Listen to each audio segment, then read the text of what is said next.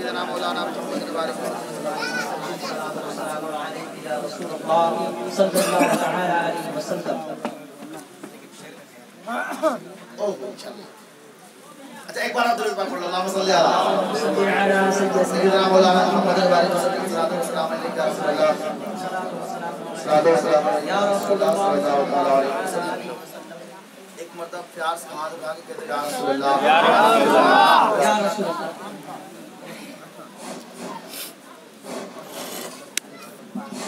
ये भी तो नहीं बोल रहा है।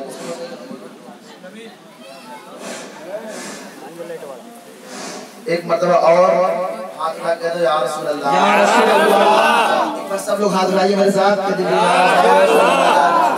या गौसल मदद या गौसल मदद। और भाई ने एक फर्ज दुआ कर दिया जैसे या गौसल मदद मुकद्दस महफिल के सदक़े में गौस आज़म रज़ियल्लाहु तआला के सदक़े में मौला करीम हम सब पर जो आफात समावी या आफात अर्दी हो या आने वाली हो मौला करीम अपने गौस पाक के सदक़े में हम सब की परेशानियों को दूर फरमा दे। चलो भाई नीचे हाथ कर लो। सुभान अल्लाह। जबरदस्त सुन लो थोड़ी बातें कुछ जैसे मैं क्या बता रहा था गौस आज़म की बारगाह में ए उम्मुल खैर ये बताओ चांद हुआ है कि नहीं हुआ। हम लोग चांद की खोज में हैं, चांद की शहादत में हैं। अब बता दो चांद हुआ कि नहीं हुआ। उम्मुल खैर फरमाती हैं लोग सुनो मेरा बेटा अब्दुल कादिर सहर के वक्त से लेकर अब तक दूध नहीं पिया है। मैंने अपने बेटे को देख के रोजा रख लिया है। तुम लोग भी मेरे बेटे को देख के रोजा रख लो। चांद की गवाही है अब्दुल कादिर जिलानी बचपन में है गवाही दे रहे हैं। अब सुनो यही बचपन का जमाना है प्यारे गौसे आज़म का बचपन का जमाना है। 4 साल की उम्र शरीफ हो गई गौसे आज़म की। अपने नाना मोहतरमा के घर गए, अपने नाना मोहतरम के घर गए। वालिद का इंतकाल हो चुका है। गौसे आज़म अपने नाना के घर में है और जानते हो गौसे आज़म फरमाते हैं जब मेरी उम्र 4 साल की हुई जब मैं मदरसे जाता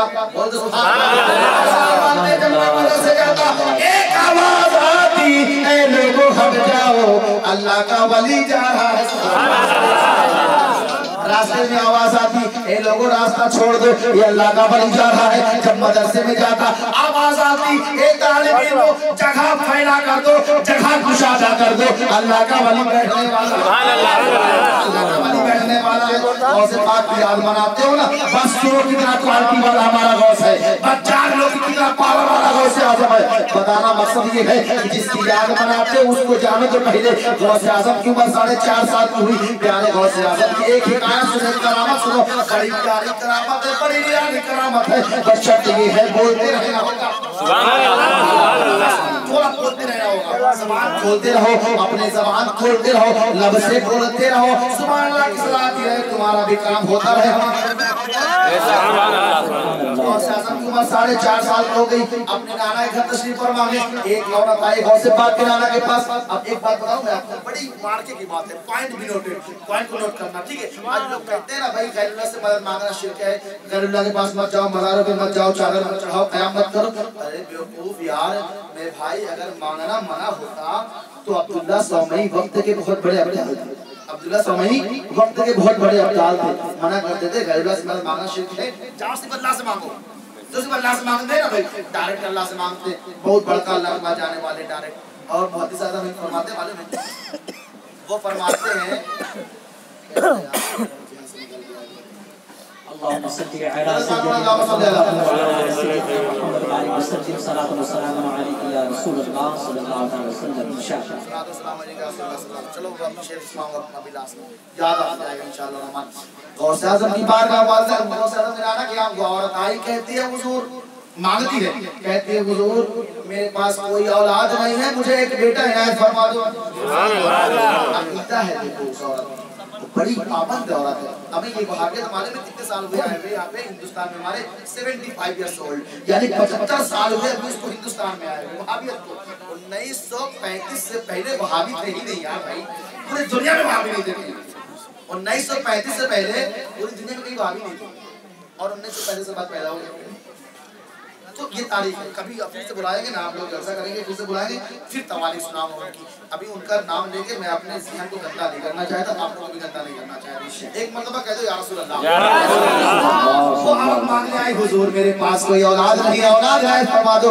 गौसे आज़म के नाना फरमाते हैं रुकता है, आपने आंख बंद की, लौहे महफूज को देखा, लौहे महफूज को देख रहे हैं, आंख बंद कर रहे हैं। और देखो पहले बात सुनो, वो जमीन पर बैठे गए, आंख बंद करके लौहे महफूज को देख रहे हैं। तो सोचो जो अल्लाह का वली है, जो रसूल का गुलाम है, जमीन पर बैठकर अर्श बरी को देखता है, लौहे महफूज को देखता है।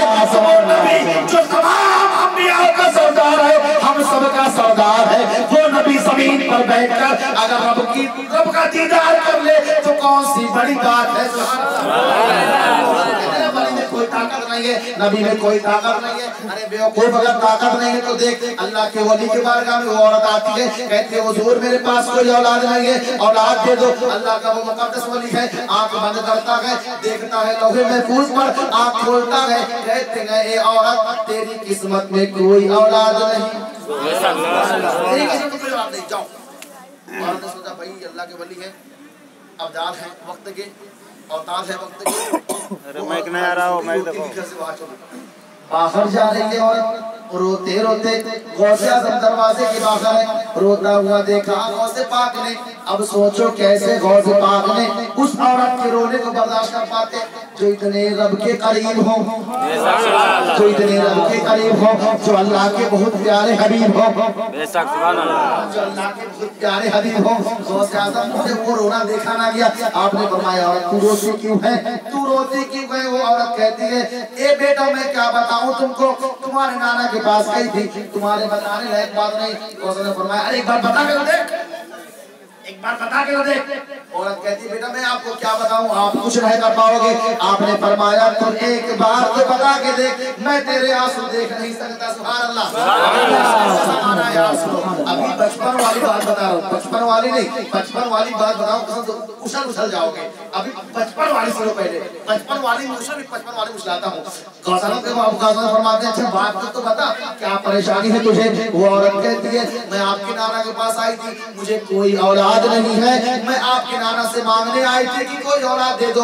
आपके नाना ने कहा तुम्हारी किस्मत में औलाद नहीं है। गौस आज़म ने फरमाया तू ऐसे बोलेगी तो नाना तो वैसे ही बोलेंगे। एक बात सुन, एक तरीका सुन, फिर से जाती मेरे नाना के पास कहने हुजूर अगर मेरी किस्मत में होता तो, अगर मेरी किस्मत में औलाद होता तो मैं आपके बारगाह में क्यों आता, अगर मेरी किस्मत में औलाद होती तो मैं आपके बारगाह में क्यों आती। हुजूर किस्मत में नहीं है इसीलिए तो मांगने आई हूँ। कितना मजबूत अकीदा है। औरत कहती है अच्छा जानती है औरत फिर से। औरत को देखा अब्दुल्लाह स्वामी ने, फरमाया क्या बात है क्यों आ रही हो। वो औरत कहती है हुजूर अभी आपने कहा मेरी किस्मत में औलाद नहीं, ए हुजूर अगर मेरी किस्मत में औलाद होती तो मैं आपकी बारगाह में क्यों आती। अच्छी नहीं लग रही क्या, अच्छी लग रही है यार, तो बिजली लगा के बोलो सुभान अल्लाह। औरत कहती है हुजूर अगर मेरी किस्मत में होती औलाद तो मैं आपकी बारगाह में क्यों आती। औलाद किस्मत में नहीं है तभी तो मांगने आई हूँ। अब्दुल कादिर के नाना ने देखा, अब्दुल कादिर दरवाजा के बाहर खड़े हैं, समझ गए कोई और नहीं, अब्दुल कादिर ने सिखलाया है। नाना ने उसको औलाद फरमा दी, नाना ने उसको औलाद फरमा दी। आपने देखा अब्दुल कादिर को, ये अब्दुल कादिर ऐसी शरारत करते हो। नाना है अब्दुल्लाह अब्दुल कादिर के, गौसे पाक के नाना है। छड़ी उठाई अब्दुल कादिर को मारने के लिए दौड़ा। अब्दुल कादिर की नानी के नाना अब्दुल्लाह सोमई ने छड़ी उठाई हाथों में, अब्दुल कादिर को दौड़ा लिया मारने के लिए। अब्दुल कादिर आगे आगे, नाना पीछे पीछे, नाना नवासा भागते चले जा रहे हैं। नवासा आगे आगे, नवासा आगे आगे, नाना पीछे पीछे, दोनों भाग रहे हैं। अब्दुल कादिर के नाना कहते हैं अब्दुल कादिर ठहर जाओ। अब्दुल कादिर ठहर नहीं रहे, बोलो अब्दुल कादिर ठहर नहीं रहे। गौसे पाक भागते चले जा रहे हैं। भागते भागते आप पहुंचे जिलान के कब्रिस्तान में, जिलान के कब्रिस्तान में पहुंचे। अभी हज़रत ने एक शेर पढ़ा था, एक बार में 100 से ज्यादा मुर्दों को गौसे पाक ने जिंदा किया। बस इनके शेर को याद रख लो, मेरी तकरीर उसी में हो जाएगी। खास बात आगे आगे, नाना पीछे पीछे, जिलान की कब्रिस्तान में पहुंचे। आपने फरमाया ए मुर्दा, ए कब्र वालों उठो, नाना मारने के लिए आ रहे हैं। आपका ये फरमाना था, आपका ये फरमाना था। सारे कब्रिस्तान के मुर्दे उठकर गौसे पाक के पीछे भागने लगे। और जब भागने लगे, अब्दुल कादिर के नाना ने देखा, खड़े हो गए किनारे पर और कहने लगे ए अब्दुल कादिर, तेरे मकाम को कोई नहीं पा सकता। तेरे मकाम को कोई नहीं पा सकता। समझ रहे हो अब्दुल कादिर जिलानी को? बात सुन रहे हो ना? समझ में आ रहा है हम क्यों मनाते हैं गौस पाक की 11वीं? समझ रहे हो ना? सब गौस पाक रसूलुल्लाह ईरान भी रोशन जमीन। एक बात बताओ अच्छा याद आ गई मुझे, बड़ी अच्छी बात याद आ गई। एक शख्स है ना गौस पाक, थोड़ा चुप कराओ ना यार, क्या क्या गौस पाक रसूलुल्लाह ताला ना, एक शख्स ना क्या करता था, बड़े एहतराम के साथ ना मनाया करता था 11वीं, बड़े एहतराम के साथ, बड़ी अकीदत मोहब्बत के साथ। जब उसका इंतकाल का वक्त करीब आया तो उसने अपने बेटे को कह दिया, वसीयत कर दी कि गौस पाक का, गौस पाक की न्याज मांगना, लंगर करना हो गौस पाक के नाम से। वो भी जब मरने करीब आया तो उसने अपने बेटे को वसीयत कर दी। उसका बेटा मनाता, मतलब बड़ा जबरदस्त मनाता, यानी पूरे शहर वालों को दावत करता, खूब जम के खिलाता सबको, न्याज करता, गौस पाक की मिलाद सजाता, महफिल सजाता। अब उसका भी वक्त आ गया इंतकाल का, आखिरी वक्त आ गया। और जिस दिन उसका इंतकाल का वक्त आया ना, उस दिन उसके घर में लंगर था गौस पाक।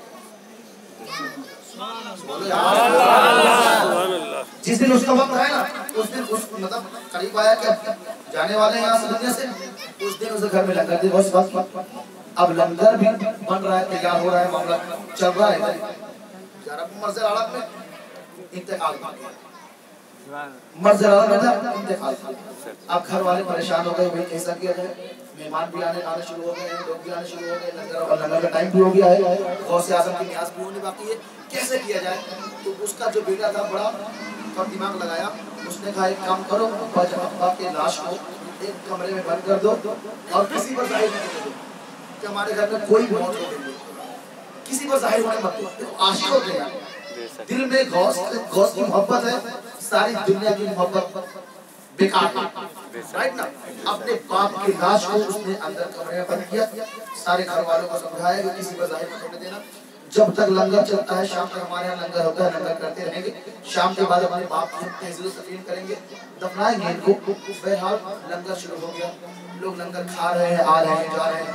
लंगर खताता लगा हुआ जैसे होता था आसार, उसके यहाँ खूब जबरदस्त भीड़ हो रही है, लोग खा रहे हैं, पी रहे हैं, आ रहे हैं, जा रहे हैं। शाम का वक्त हो गया, करीब हुआ असर का वक्त हुआ, लोग हो गए। उसी अस्था में देखे एक बूढ़े फकीर आए, एक बूढ़े फकीर आए, लिबास फटा हुआ है, एक हाथ में झोला टंगा हुआ है, बड़ा फटा फटा झोला टंगा हुआ है। वो फकीर आए, आपके घर पे आए तो कहा कि बाबा बैठाए लगे, हुजूर आप भी खाना खा लीजिए। तो उन्होंने कहा, जब बैठने लगे तो कहा कि नहीं, साहिब खाना को बुलाओ, जो कर रहा है ना लंगर कर रहा है उसको बुलाओ, मैं उसके साथ बैठ खाना खाऊंगा। तो घर वाले समझाने लगे, भाई आप क्यों बुला रहे हो उनको, बाबा खाना खाओ, जाओ यहाँ से, बाबा खाना खाओ, जाओ यहाँ से। तकलीफ है दिल में, आप छुपा रहे हैं, अपने बाप की मौत को बताना नहीं चाह रहे। तो बाबा कहते नहीं, पहले लाओ तब मैं खाना खाऊंगा। क्या कहते हैं, पहले लाओ तब मैं खाना खाऊंगा। बाबा मान नहीं रहे, तो मुझे भी चाय दे दो, मैं भी पीते रहूंगा। एक मतलब सुभान अल्लाह बोल दो यार, आदमी में से मतलब चाय पी लो तो ताकत आ जाए। नारे तकबीर, नारे रिसालत, इज़्मे गौसुल वरा, इमाम अहले सुन्नत, उलमाए अहले सुन्नत। सुभान अल्लाह, सुभान अल्लाह। वो ना बूढ़े एकदम तैयार हो गए, भाई आप बुलाओ साहिब खाना को, तभी मैं खाना खाऊंगा। अब बड़े परेशान हो गए घर वाले, कैसे करूं कैसे करूं। तो उन्होंने कहा चलो मियां, आप मानते नहीं हो, सब लोग खत्म हो चुके हैं, आप ही बचे हो, लाए हुए बताया हुजूर मेरे वालिद मेरे वालिद इस दुनिया में नहीं है। अब मैं लोगों को अगर बताता तो खाना बंद हो जाता। ये गौस पाक की नियाज है, मैं नियाज से बढ़ के अपने बाप को नहीं समझता। मोहब्बत देखो गौस पाक की, कितनी चाहत है गौस पाक से। और यही चाहत जब इंसान के दिल में बस जाती है ना, कसम खुदा की सारी दुनिया गुलाम हो जाती है। गौस पाक वो बूढ़े फकीर कहते हैं, दिखाओ कहाँ है तुम्हारा बाप। दरवाजा खोला, कमरे के अंदर ले बोले तो जिंदा है। बोले तो जिंदा है। बोले बाबा कैसे आप बोल रहे जिंदा है? हम लोग खुद लाके आए यहाँ पे जिंदा है, आप बोल रहे हो? बाबा बोले जिंदा है। हटाओ चादर को। चादर हटाया गया, देखा सब कुछ जिंदा है। सचमुच वो जिंदा थे। वो उठ के बैठ गए, कहने लगा मैं जिंदा कैसे हो गया? ताजुब हो कभी कि मैं मर गया, मतलब क्या था भाई, मैं जिंदा कैसे हो गया? आपने पूछा उस साहिब खाना ने, हुजूर आप कौन है? हुजूर आप कौन है? वो बुजुर्ग फरमाते तूने मुझे पहचाना नहीं? तूने मुझे पहचाना नहीं? अरे मैं वही तो हूँ जिसका तू मैं वही तो हूँ जिसका तू नकल करता है।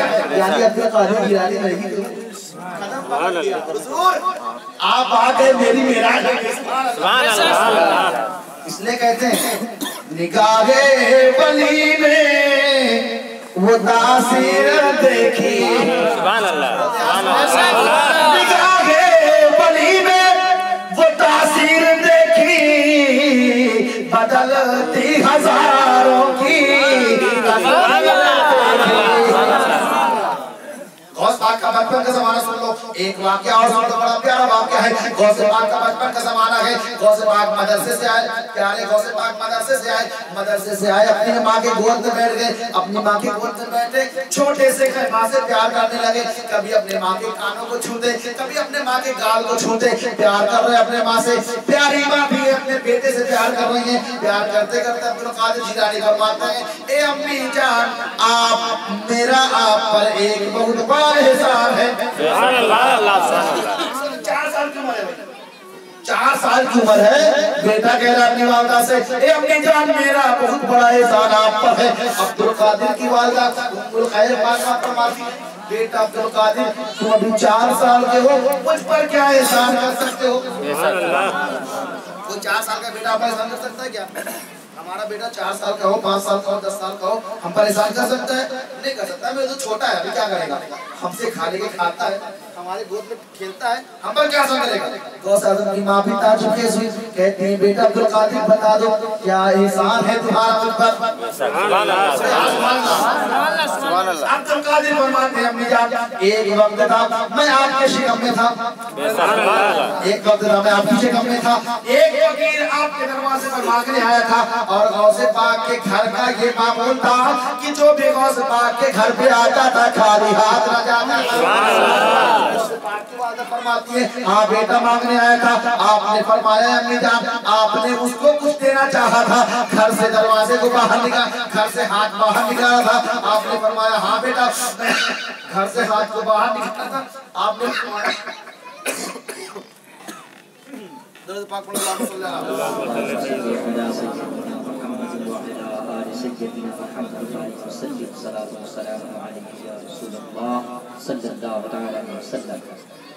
गौसपा की बात ने फरमाया हाँ बेटा मैंने अपने हाथ को बाहर निकाला था, आपने फरमाया अम्मी जान आपने सोने का एक कंगन पहन रखा था, सोने का एक कड़ा पहन रखा था। ये अम्मी जान को फकीर उस फकीर की नियत बदल गई थी, उसने आपके कंगन को छीनना चाहा था, उसने आपके कंगन को छीनना चाहा था। ये अम्मी जान आप अपने घर के अंदर भागी थी, वो फकीर भी घर के अंदर दाखिल हो गया था, आपने चीख मारी थी और कहा था अल्लाह मेरी मदद फरमा, अल्लाह मेरी मदद फरमा। ये अम्मी जान आपने देखा था एक शेर नमूदार हुआ था, एक शेर आया था, वो शेर उस फकीर को चीर फाड़ कर रख दिया था। की मां फरमाती ये बेटा तुमको कैसे मालूम? अब्दुल कादिर फरमाते अम्मी जान वो शेर कोई और नहीं आपका बेटा अब्दुल कादिर था।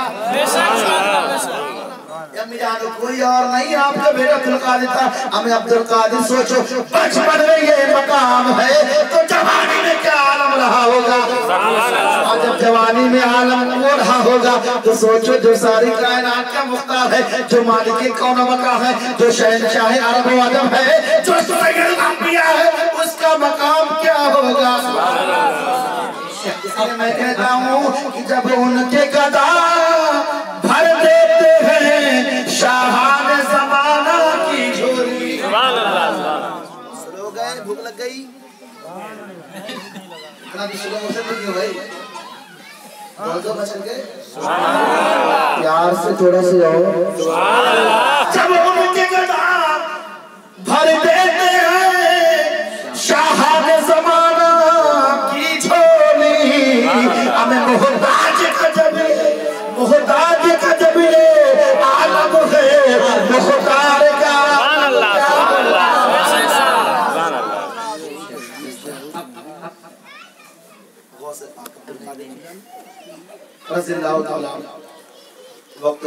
हैं मेरे भाई, और मैं भी एकदम से हो गया हूँ जनाब।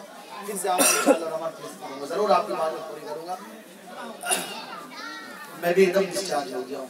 डिस्चार्ज करूँगा यार, ऐसी बात नहीं है चिल्ला सकता हूँ 2-3 घंटे और अभी, और ऐसा नहीं कि आप लोग बड़े परेशान हो रहे हैं, पर अल्लाह तबारक व तआला की बारगाह में दुआ है कि मौला करीम हम सबको गौसे आज़म के सदक़े में अपनी बारगाह में कबूल फरमा ले, और तबारक व तआला अपने मुक़द्दस हबीब के सदक़े में हमारी तमाम जायज़ तमन्नाओं को पूरी फरमाए, और हम सबको गौसे आज़म की मीलाद को भी मनाने की तौफ़ीक़ फरमाए, और गौसे आज़म के मिशन पर भी चलने की तौफ़ीक़ अता फरमाए। देखो भाई 5 वक्त की नमाज हम पर फर्ज है ना, मालूम है सबको ना, दिन में 5 वक्त की नमाज है, 5 वक्त की नमाज फर्ज है। हम मनाते हैं, बड़ी अच्छी बात है, गौसे पाक की मीलाद मनाते हैं, बड़ी अच्छी बात है, लंगर करते हैं, बड़ी अच्छी बात है, मगर उससे भी जरूरी है काम है वो नमाज। अब लोग नमाज करके ना कीजिए, नमाज मत छोड़िए, नमाज में पाबंद हो जाइए। यही हम सब मुक़र्रिरों का, यानी हम सब उलमा का यही काम है, यही मिशन है कि हम अपने तमाम सुन्नी मुसलमान भाइयों को नमाजी पहले बनाए, नमाजी पहले बनाए। आज हम लोग बात करते हैं ना, हम नबी के नाम पे सर कटा सकते हैं, हम नबी के नाम पर अपने गर्दन कटवा सकते हैं। हमें एक बात मुझे बताओ भाई, जो नबी के लिए सर को झुका नहीं सकता वो गर्दन क्या करवाए, खा करवाए, क्या कहना है? इतराज मुझे नहीं है, जरूरी है भाई, कटाना चाहिए नबी के नाम पर अपने गर्दन को। उसने यूसुफ पे कटी मिस्र की अंगिश्त जना, उसने यूसुफ पे कटी मिस्र की अंगिश्त जना, सर कटाते हैं तेरे नाम पे मर्दाने। दुनिया की ऐसी कोई ताकत नहीं है मेरे भाई जो मेरे नबी अपने सर को कटाने के लिए तैयार ना हो, मगर यह हकीकत है, सही बात है कि अल्लाह तबारक व तआला इस महफिल के सदक़े में हमारी बड़ी से बड़ी परेशानियों को, बड़ी से बड़ी ख्वाहिशों को पूरी कर देता है। हकीकत है, हक भी है, और हमारा ईमान भी इस बात पर कि अगर हम कोई दिल में तमन्ना लेकर, जायज़ तमन्ना, अब ऐसा नहीं कोई हराम काम लेकर हम महफिल की रात सजाएं, हमारा काम ना हो, फिर हम गए मौलाना बड़ा अच्छा बोल के गए थे आप तो कि हमारा काम पूरा हो गया, हो जाएगा, हम मिला से बनाए, कुछ नहीं हुआ। जायज़ काम दिल में ये रख के करिए, कसम खुदा की मैं बोलता हूँ पूरा जरूर होगा हमारा ईमान, हमारा अकीदा है इस बात पर, मगर पूरा होगा जरूर यार। मैं सोचो जो हम नबी की बारगाह में जाएंगे, हमारा इंतकाल हो जाएगा, हम कब्र में जाएंगे, नबी तशरीफ लाएंगे, यार मेरे आका फरमाते हैं नमाज मेरे आंखों की ठंडक है, नमाज मेरे आंखों की ठंडक है, नमाज दीन का खंभा है, नमाज दीन का खंभा है। और आका मेरे हमारे क्या फरमाते हैं, बुखारी के हदीस मुबारक है, मेरे आका फरमाते हैं जिसने नमाज कायम किया उसने दीन को कायम किया, जिसने नमाज कायम किया उसने दीन को कायम किया, और जिसने नमाज को तर्क किया गोया उसने दीन को गिरा दिया। तो क्या चाहोगे कि आप अपने दीन को गिराएं? क्या ये पसंद करोगे आप सब? मेरे भाई आप ठीक कारोबारी हो, बड़ी अच्छी बात है, आप बिजनेस वाले हो, मगर यार ये बात अच्छी नहीं है कि आप मुसलमान हो के नमाज पढ़ो। एक मुसलमान के लिए शोभा नहीं है। बस मेरी आपसे रिक्वेस्ट है, जहाँ भी रहो नमाज पे कायम हो जाओ।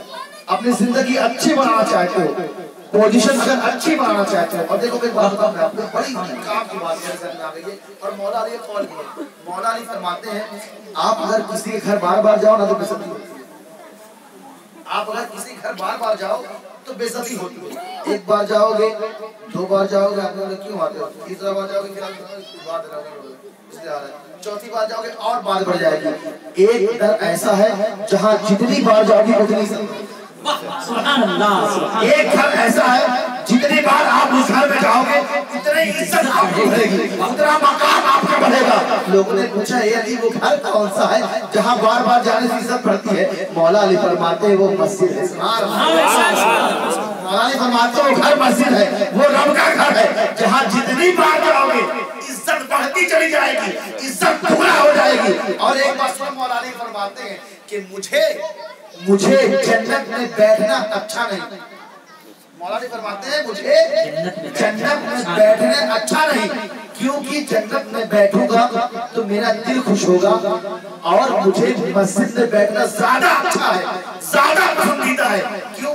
इसलिए कि मैं मस्जिद में बैठूंगा तो मेरा रब खुश होगा। रब की खुशनुदी किसमें है? मस्जिद में जाने में। मस्जिद में रब की खुशनुदी किसमें है? नमाज पढ़ने में। भाई नमाज को कायम करो, दुनिया की तमाम परेशानी कसम से बोलता हूँ, हक बात बोलता हूँ, गांठ बांध लो। अगर यकीन ना हो एक बार ट्राई करके देख लो यार, 40 दिन बाजमात नमाज पढ़ लो, नमाज पढ़ लो जमात के साथ में, इमाम साहब के पीछे 40 दिन बाजमात नमाज पढ़ लो। कसम से बोलता हूँ दुनिया की कोई ऐसी बुराई नहीं है जो तुम्हारे अंदर से निकल रहा है, गारंटी नहीं, क्योंकि अल्लाह कुरान फरमाता है, अल्लाह कुरान फरमाता है नमाज बुराइयों को रोकती है, नमाज बुराइयों से बचाती है, नमाज बेहयाई से बचाती है, नमाज बुराइयों से बचाती है। सिर्फ मैंने ये बात इसलिए कहनी मालूम है क्योंकि मुझे नहीं लगता और मुझे फील भी होता है कभी कभी कि हम तमाम बहुत ज्यादा जिक्र कर लें, हम अपने नबी की बहुत सारी बातें बता दें, गुलामी का सबूत तो हम दे दें, पर ये जो सबसे ज्यादा जरूरी है अगर ये बता के ना गया मैं तो कोई मेरा काम मकसद हल नहीं हुआ। क्योंकि बात वाकया आप सुनोगे, कुछ दिन ज़हन में रखोगे, कुछ दिन के बाद बात आएगी तो याद आएगा।